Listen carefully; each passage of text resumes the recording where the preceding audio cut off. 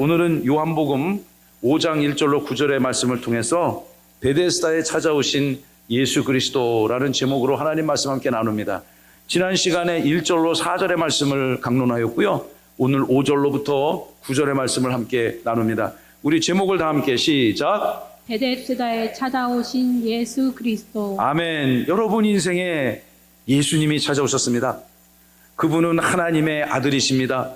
그분은 그리스도이십니다. 그분은 메시아이시고요. 그분이 아니고서는 우리는 하나님의 의를 회복할 방법이 그 어디에도 없음을 믿으시기 바랍니다. 예수님을 그리스도로 믿는 저와 여러분들은 하나님의 자녀요 예수 그리스도의 제자고 주님의 몸된 교회를 섬겨가는 하나님의 교회의 형제 자매들로서 이 자리에 우리는 아름답게 하나님을 예배하고 있는 것입니다. 이 예배를 하나님이 우리 가운데 함께 하셔서 큰 영광을 받으시고 은혜를 베풀어 주실 줄로 믿습니다. 요한복음은 처음부터 끝까지 예수님은 하나님의 아들이시며 그리고 구원자로 이 땅에 오셨고 그분은 이 땅에 수많은 많은 표적들을 행하셨습니다. 그 중에서도 사도 요한은 성령의 영광을 받아 대표적인 예수님의 7가지 표적 사건을 다음과 같이 이렇게 증언하고 있습니다. 그 중에서 오늘 우리가 본문으로 잡은 말씀은 세 번째 예수님의 표적 사건이죠.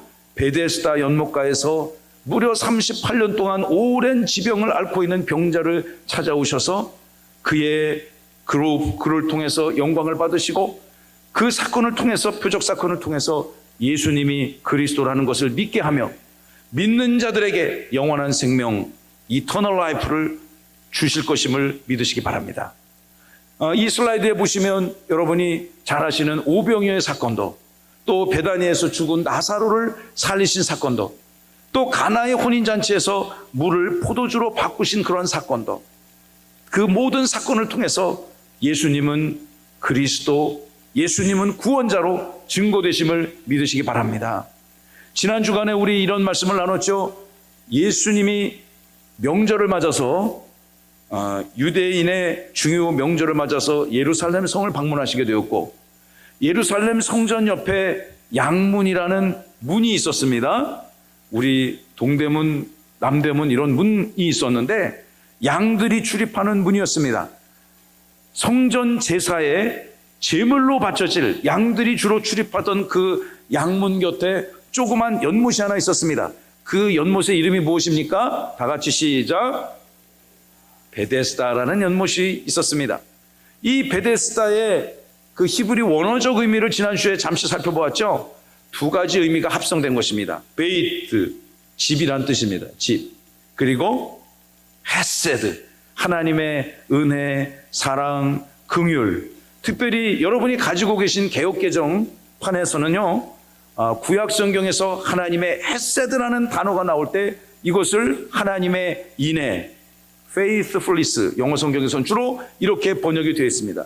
이것을 합성한다면 은혜의 집, 다 함께 은혜의 집, 자비의 집, 긍휼의 집, 인애의 집. 여러분 집이 그런 집 되길 바랍니다.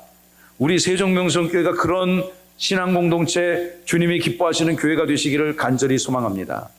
영어로 얘기하면 The House of Grace 또는 The House of Mercy 정도로 번역을 할 수 있겠죠. 그런데 이 아름답고 좋은 이름에 걸맞지 않은 환경이 그 연못가에 조성되고 있었습니다. 그 연못에는 수많은 병자들이 모여 있었습니다. 3절과 4절의 말씀을 보시면 그 안에 수많은 병자, 각종 질병을 앓은 사람, 맹인, 다리 저는 사람, 혈기 많은 사람, 각종 중증의 장애인들이 대부분 다 누워 있었습니다. 누워 있었다는 얘기 뭡니까? 혼자서 거동하기가, 앉아있기도 힘든 사람들이 모여 있는 거죠. 그들이 모여있는 이유는 다음과 같습니다. 그 조그만 연못이 그 판드에 물결의 파동이 일 때가 있는 거예요.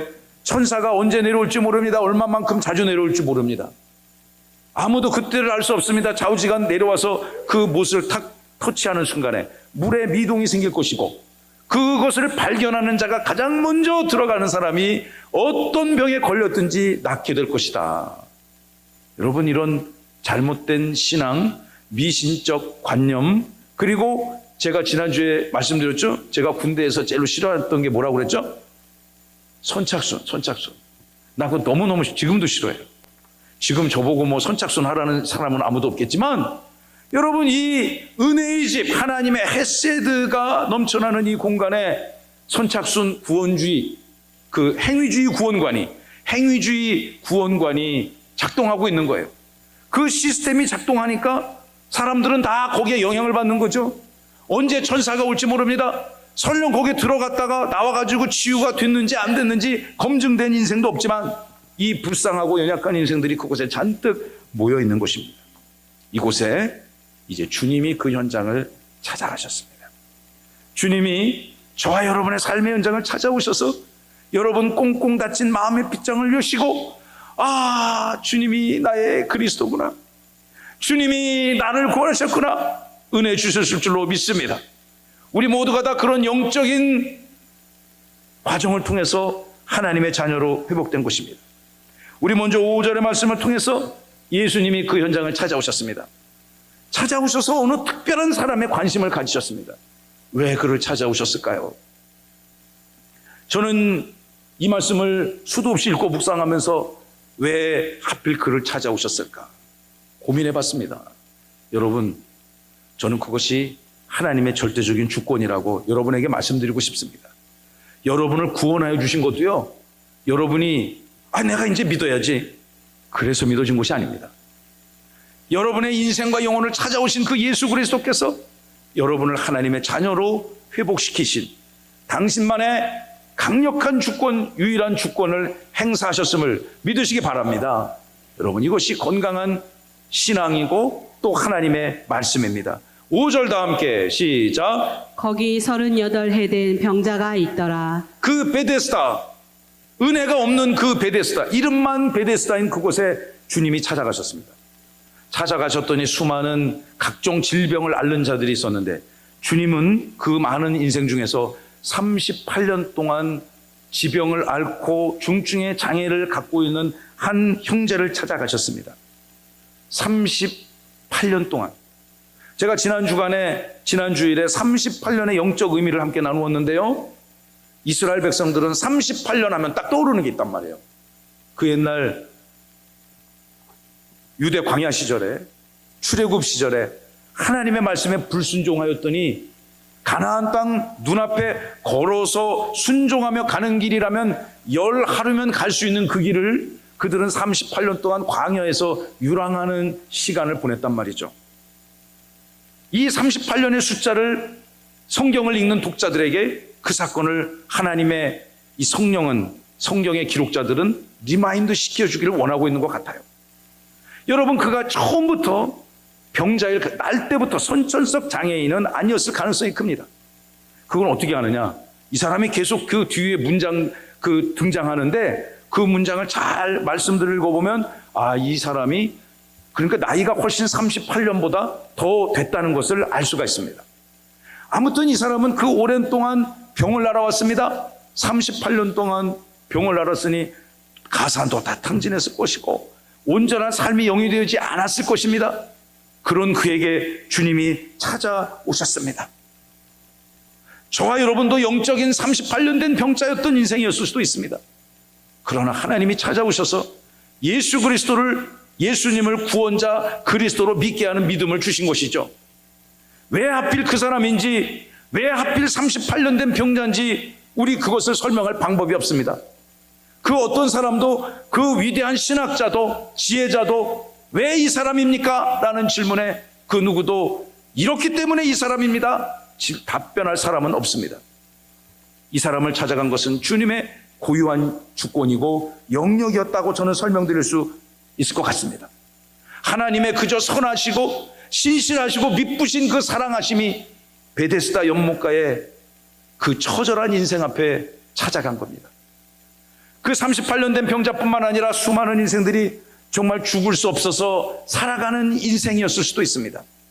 마지못해 어쩔 수 없이 살아가는 인생들, 그러나 그런 인생들에게 필요한 것은 베데스다를 지배하는 잘못된 미신적 신앙과 행위주의 구원관이 아니라 예수 그리스도가 필요함을 믿으시기 바랍니다.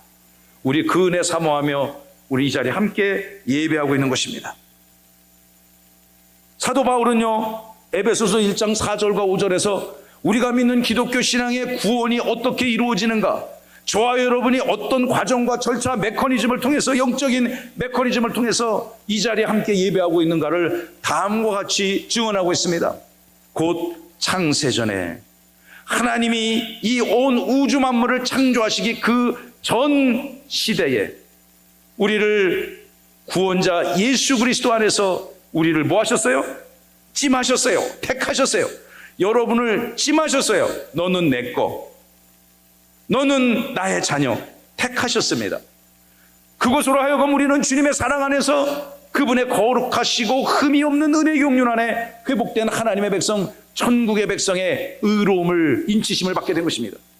5절 다 함께 시작. 그 기쁘신 뜻대로 우리를 예정하사 예수 그리스도로 말미암아 자기의 아들들이 되게 하셨으니, 그 하나님이 여러분을 콕 찍으시고 예정하시고 너무너무 기쁘셨습니다. 여러분을 구원하신 하나님의 그 기쁘신 뜻을 여러분이 이 시대를 살아가며 날마다 풍성히 누릴 수 있기를 간절히 소망합니다. 예수 그리스도로 말미암아 우리는 이제는 더 이상 죄와 사망의 지배를 받는 그런 자녀들이 아닙니다. 우리는 이제 하나님의 아들로 영적인 정체성이 회복되어진 것입니다. 당당히 어깨에 힘 딱 주고 하나님 나라 백성을 선포하며 하나님의 나라 들어갈 수 있는 자격이 부여된 것입니다. 여러분, 이것이 여러분이 잘나고 물론 예쁘고 잘생기고 능력도 많으시고 그러시지만 여러분의 가진 그것으로, 조건으로 우리가 이러한 의로움을 회복한 것이 아니라 하나님이 일방적으로, 예수님이 베데스다 연못가에 38년 된 병자를 일방적으로 찾아오신 것처럼 우리도 이러한 과정을 통해서 하나님의 자녀로 회복된 것입니다. 요한복음 15장 16절에 사도 요한은 우리의 택함의 주체가 누구인지를 이렇게 설명합니다. 여러분들이 예수님을 택한 것이 아니고 예수 그리스도 그 하나님, 삼일체 하나님이 여러분을 택하셨습니다. 할렐루야. 택하심 받은 여러분, 이제로부터 여러분의 삶은 아름다운 하나님 나라의 영적 열매가 맺혀져야 되는 것입니다.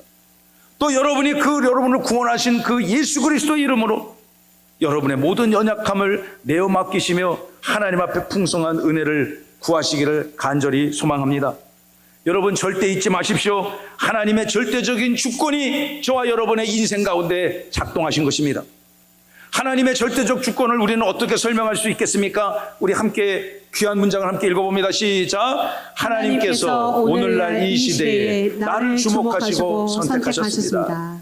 여러분, 선거철만 되면 정치인들이 그 한 표 한 표를 받기 위해서 얼마나 애를 씁니까? 우리는 그런데 아무런 공로도 없는데 하나님이 여러분을 구원하기 위해서 친히 예정하시고 선택하셨음을 우리는 날마다 은혜로 고백해야 될 줄로 믿습니다. 이 인생이 그런 과정을 통해서, 그런 하나님의 원리를 통해서 주님이 지금 이 인생 앞에 서 있는 것입니다. 이제 예수님과 38년 된 병자 간의 대화가 이루어집니다.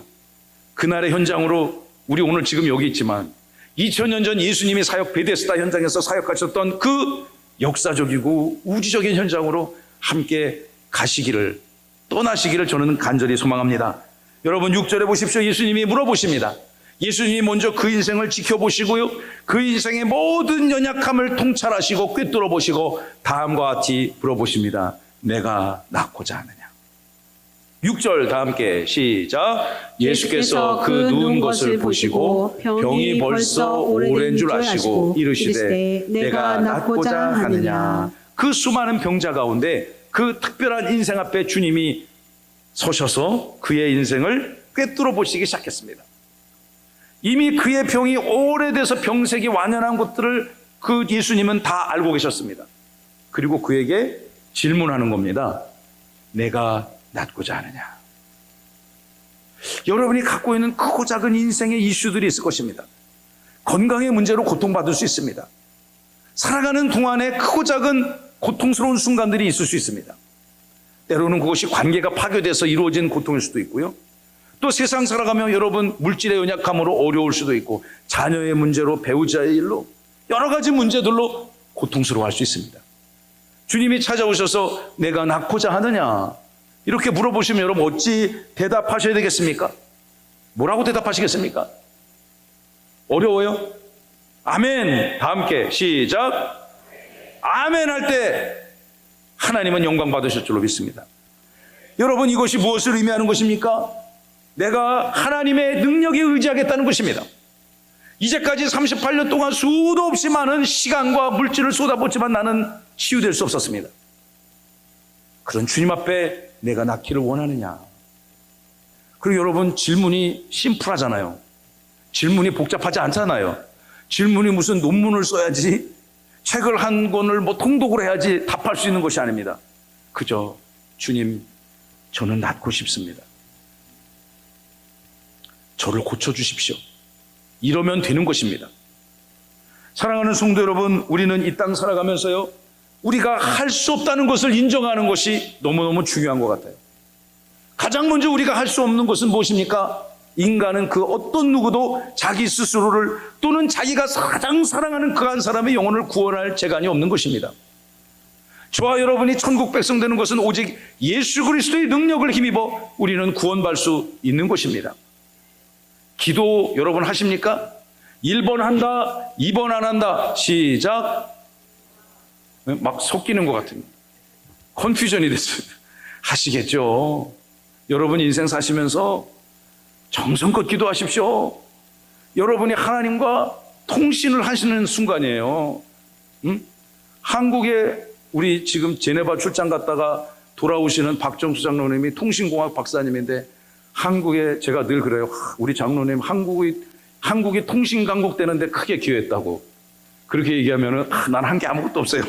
그렇게 얘기하신 겸손한 분이신데, 여러분 어디 가서 이렇게 핸드폰 보는데 통신 그 강도가 이렇게 줄어들면은 막 불안해 하잖아요. 응? 행여나 카톡이 미스될까봐, 오는 전화가 안 오고 내가 유튜브 못 볼까봐 불안해 하는데 말이죠. 정말로 우리가 신경 써야 될 것은 하나님과의 영적인 소통임을 믿으시면 아멘. 그것을 가능하게 하는 것이 기도고 찬송이며 예배이고 말씀임을 우리는 고백해야 될 것입니다. 우리가 기도한다는 것은 무엇입니까? 우리가 예배한다는 것은 무엇입니까?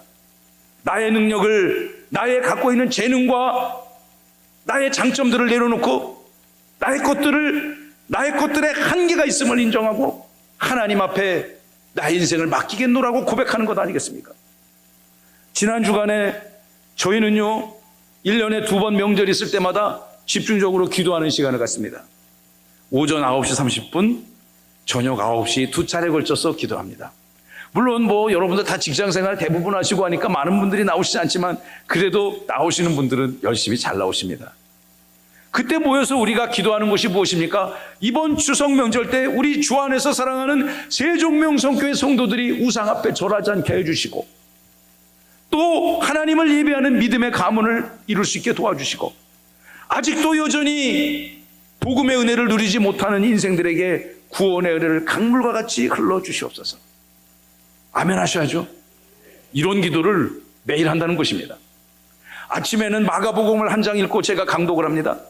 또 저녁에는 로마서를 한 장씩 읽고 은혜를 나눕니다. 그리고 성도 여러분들의 가정들을 위해서 기도하고요, 특별히 육신에 연약한 분들을 위해 기도하고, 또 회복되어져야 될 무언가시 있는 이들을 위해서 제가 아는 한 성심껏 기도합니다. 주님의 몸된 교회와 이 땅 한반도에 다시금 120년 전 부셨던 복음붕의 역사가 나타나기를, 그 복음붕의 역사에 주님의 몸된 세종명성교회가 쓰임받기를 소망하며 기도합니다. 할렐루야. 기도하면서 저는 느낍니다. 주님, 저는 제가 할 수 있는 게 없습니다. 물론 제가 아침에 일찍 새벽부터 일어나갖고 밤 늦게까지 주님의 몸된 교회를 위해서 이 모양 저 모양으로 부족하니까 열심히라도 하자, 능력이 없으니까 열심히라도 하자, 이런 주의로 열심히 교회를 섬기지만 저는 주님 능력이 없습니다. 이 교회를 이끌어갈 능력이 없습니다. 그래서 저에게 힘을 주시고 또 지도력을 주시고 말씀의 권세를 주시고, 기도할 때마다 하나님 나를 불쌍히 여기서 응답하여 주옵소서. 할렐루야. 여러분, 기도한다는 건요, 나의 무능함을 인정하는 것입니다. 나의 무능함을 솔직하게 인정하고 나의 무능함을 전지전능한 하나님의 은혜 앞에 내어 맡기겠다는 것 아니겠습니까? 할렐루야. 여러분, 그러니까 기도하셔야 돼요. 식사를 하실 때도 정성껏 기도하셔야 돼요. 이렇게 해가지고 대충 털지 마시고, 진심으로 기도하셔야 됩니다. 하나님의 은혜를 사모하시기 바랍니다. 그럼 여러분의 기도 제목이 정립이 되어질 것입니다. 사랑하는 성도 여러분, 이 내가 낳고자 하느냐, 이 사람이 기도 베데스다에 가가지고 넋놓고 있지 않고요, 계속 하나님의 은혜를 사모했다면 아마 아멘, 낳고 싶습니다, 저 좀 고쳐주세요 라고 이야기했을 터인데 그는 그렇게 반응하지 않았습니다. 어떻게 반응했을까요? 우리 7절, 이 병자는 잘못된 신념에 지배를 받고 있었어요. 내가 옳다고 생각하는 게 있는데 내 환경이 그것을 도와주지 않습니다. 예수님, 그 문제를 당신이 해결해 줄 수 없겠습니까? 7절의 말씀을 우리 다 함께 읽어봅니다. 시작. 병자가 대답하되 주여, 물이 움직일 때에 나를 못에 넣어주는 사람이 없어 내가 가는 동안에 다른 사람이 먼저 내려가나이다. 여러분, 이 사람의 생각을 지배하는 것은 베데스다의 잘못된 신념이었습니다. 그 사람은 아마도 그 베데스다에 내려오는 전설 따라 삼천리 같은 이런 헛된 미신적 신앙체계를 철저하게 믿고 있었던 것 같습니다. 그의 인생의 문제는 예수 앞에 해결받을 터인데 베데스다에 내려오는 근거 없는 그 전설에 그의 삶을 내어 맡기고 있는 거예요. 이 시대에도 수많은 영적인 38년 된 병자가 우리 이 땅에 함께 있습니다. 그들에게 필요한 것은 예수 그리스도인 것입니다. 사랑하는 성도 여러분, 이 사람의 변명을 들어보십시오. 나도 이 베데스다에 지배하는 이 신념책에 따라서 나는 그것을 철저히 믿고 있기 때문에 물이, 천사가 와서 물을 터치했을 때 가장 먼저 들어가고 싶은데 아무도 나를 도와주는 사람이 없어서 나에게는 그런 일이 일어날 가능성이 0%입니다. 0%입니다 라고 얘기하는 것입니다. 그의 무능함을, 그의 연약함을 주님께 내어 맡겨야 되는데 질문에, 예수님이 던진 질문의 목적과 요지를 잘 헤아리지 못하고 이 사람은 엉뚱한 곳에서 답을 찾고 있습니다. 따라해볼까요? 물어보는 것을 대답하자. 이게 그 굉장히 명확한 논리인데 우리가 인생 살다 보면 그거 놓칠 때가 많습니다. 여러분 학교 다닐 때 이런 경험 하셔보실지 모르겠어요. 이제 대학 가면은 답안지가 앞뒤로, 자, 중간고사, 기말고사 보면요, 앞뒤로 빈 그 A4 B4인가요? 그 정도 그 큰 종이를 하나 주지 않습니까? 앞뒤로 비어 있습니다. 자기 이름하고 학번만 쓰면 되는 거예요. 그리고 이제 명제를 주죠. 이것에 대해서 설명하시오. 이것에 대해서 논하시오. 이런 문제가 나오면요, 열심히 씁니다. 저도 막 열심히 써서 많이 쓰면 좋은 건 줄 알고 빼곡하게 썼던 기억들이 있습니다. 그리고 학점을 보면 나는 다 썼는데 교수님이 점수를 안 줬다. 이런 얘기 들어본 적 없습니까? 혹시 직접 해본 적 없습니까? 저는 있는 것 같아요. 부끄럽지만. 근데 여러분, 빼곡히 많이 쓰는 게 중요한 게 아니라 물어보는 걸 써야죠. 교수님이 물어보는 걸 써야지 답이 나오고 점수가 나오는 것 아니겠습니까? 예수님이 이런 심플한 질문을 던졌는데 이 사람은 엉뚱한 답을 하고 있습니다. 자의적인 답변을 하고 있습니다. 주님이 듣기를 원치 않는 답을 하고 있습니다. 그죠? 나의 한계를 주님이 통찰하시오니 내 인생을 개입하셔서 나를 걸을 수 있게 해주시고 나를 다시금 건강한 삶의 현장으로 돌아갈 수 있도록 은혜를 베풀어 달라고 하는 것입니다. 그저 이 사람은요, 38년 된 병자는 이렇게 대답하면 되는 것입니다. 저를 고쳐주십시오. 저는 낫고 싶습니다. 여러분, 고침받고 낫고 싶은 그 무언가가 있습니까? 주님 앞에 나아가셔서 여러분 인생의 모든 연약함을 내려놓으시고 주님께 고하시는 은혜가 있기를 바랍니다. 끊임없이 우리는 자기를 부정해야 됩니다. 나는 이 문제를 해결할 수 없다. 여러분 인생 살아보시니까 어떻습니까? 세상이 여러분 마음대로 작동이 되던가요? 객관식 문제 또 내볼까요? 1번 된다, 2번 안 된다. 시작. 이거는 뜻이 같으시네요. 아까 기도하십니까? 그러니까 의견이 다 알렸는데 여러분 저도 2번 해야 될 것 같아요. 내 마음대로 안 돼요. 세상이 여러분 마음대로 작동되면 하나님을 의지할 필요가 없겠죠. 구원도 내가 마음대로 이루어진다면 굳이 예수님이 있습니다. 그럴 필요가 없겠죠.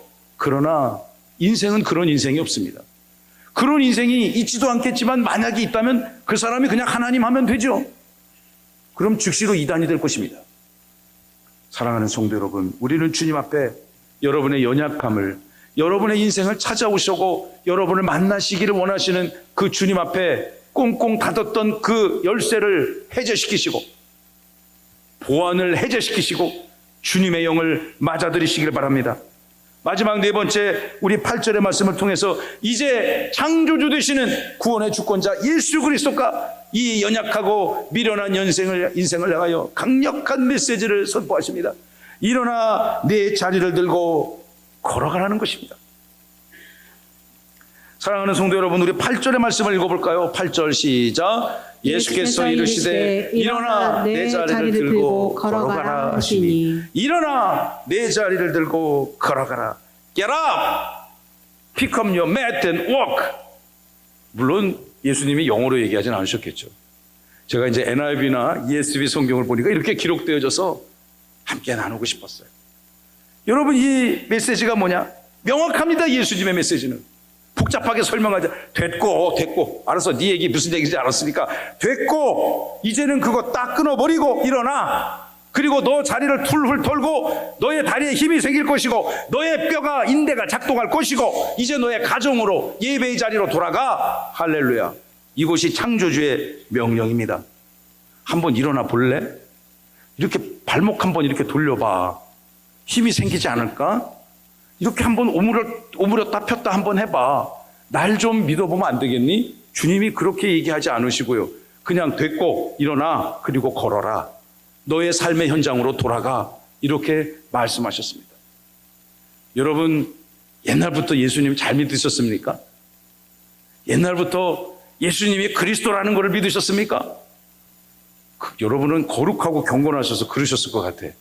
근데 안타깝게도 저는 그게 믿겨지지가 않더라고요. 이게 예수님이 하나님의 아들이시고 예수님이 그리스도라는 게 내가 믿겨지지가 않는 거예요. 그러나 꽁꽁 닫아놨던 그 빗장을 주님께서 어느 날 탁 박살을 내시고 제 영혼을 문을 활짝 여시고 제가 거절할 수 없을 정도로 강력하게 예수가 그리스도라는 것을 믿게끔 해주셨습니다. 할렐루야. 여러분, 저도 그렇게 여러분처럼 이렇게 편하게 앉아서 목사님 설교 듣고 그리고 찬양하고 그러던 사람이었습니다. 불과 수년 전까지만 하더라도요, 그 생활이 얼마나 좋았는지 모릅니다. 근데 이제는 여러분과 함께 강단에서 말씀을 전해야 되는 이 매주 수없이, 어떨 때는 말이죠, 일주일째 스케줄이 돌아서면 예배, 돌아서면 예배, 돌아서면 예배를 해야 되는 그 예배 한 시간을 준비해야 되는 게 여러분 상당히 저에게는 압박감이고 또 부담이 됩니다. 그래서 할 수만 있으면 안 하려고 했습니다. 그런데 또 어느 날 주님께서 제 인생에 찾아오셔서 제 인생의 문을 박살을 내시고 더 이상은 내가 참을 수 없으니 너의 삶의 현장을 내려놓고 주를 따르라. 할렐루야. 제가 도망가고 싶은데, 요나같이 도망을 가야 되는데 도망을 못 가겠더라고요. 도망가도 주님이 다 그 자리로 데려오시고. 야, 이제 너가 있잖아.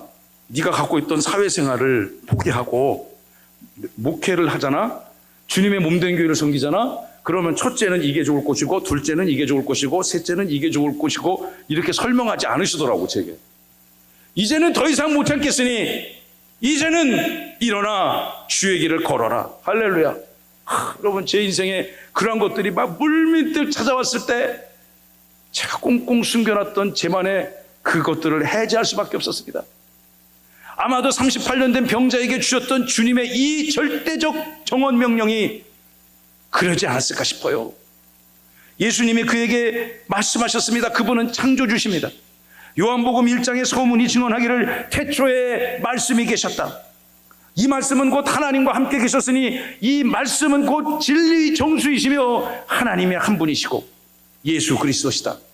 2절 3절 다 함께 시작. 그가 태초에 하나님과 함께 계셨고 만물이 그로 말미암아 지은 바 되었으니 지은 것이 하나도 그가 없이는 된 것이 없느니라. 주님은 창조주이십니다. 이 시간 우리의 예배를 받으시는 분은요, 창조와 구원의 전능한 능력을 가지고 계시는 하나님이십니다. 온 세상 만물이 38년 된 병자도 저와 여러분의 인생도 그분이 아니고서는 지으심을 받을 수가 없었습니다. 그분의 주권과 능력이 우리를 하나님의 백성으로 회복시킬 뿐만 아니라 여러분의 모든 연약한 것, 매여있는 것은 풀어지고 막힌 것은 허물어지며 연약한 것은 강력하여지고 아멘 할 때까지 계속해야 되는데요. 이런 은혜가 오늘 이 시간 이후로 여러분의 삶에 임하시기를 간절히 바랍니다. 9절 시작. 그 사람이 곧 나아서 자리를 들고 걸어가니라. 아멘. 이날은 제가 슬라이드를 안 만들었는가 보네요. 이건. 여러분, 이 사람이 이 말씀을 듣고 자기의 삶의 현장에 적용하기 시작했습니다. 하나님의 말씀을 적용하기 시작했습니다. 하나님의 말씀을 그의 작은 인생을 통해서 살아내기 시작했습니다. 그 은혜가 저와 여러분 가운데 임하기를 바랍니다. 말씀을 마무리할게요. 여러분, 이 베데스다는요, 은혜의 집이라는 뜻이에요. 그런데 우리가 쭉 말씀을 2주간에 걸쳐 이 말씀 묵상해 보니까 은혜가 있었어요, 없었어요? 없었어요. 그런데 정령 은혜의 주인이신 예수님이 그 현장을 찾아가니까 은혜의 자리, 진리의 자리, 회복의 자리, 치유와 또한 구원의 자리가 되었음을 믿으셔야 될 것입니다. 저는 여러분의 삶의 현장이 영적인 참다운 베데스다가 되기를 바랍니다. 저와 여러분의 섬기시는 이 주님의 몸된 세종명성교회가 이 시대를 회복시키는 참다운 베데스다의 은혜가 있기를 간절히 소망합니다. 돌아오는 명절에도 여러분의 가문이 베데스다의 기쁨이 충만히 넘쳐가시기를 간절히 소망합니다. 하나님의 은혜를 사모하십시오. 하나님의 햇새들을 사모하십시오. 하나님이 여러분의 인생 가운데 찾아오실 때 여러분 꽁꽁 닫아놓은들 무슨 소용이 있습니까? 하나님이 그 문을 팍 차고 들어올 때 이 38년 된 병자처럼 말씀에 즉시 순종하여 하나님 앞에 영광을 올려드리시는 은혜의 백성, 하나님의 생명을 허락받은 영생의 기쁨을 누리는 참다운 그리스도의 제자, 주님의 몸된 교회의 권속들이 되시기를 살아계신 예수님의 이름으로, 부활하신 예수님의 이름으로 축원하고 축복합니다.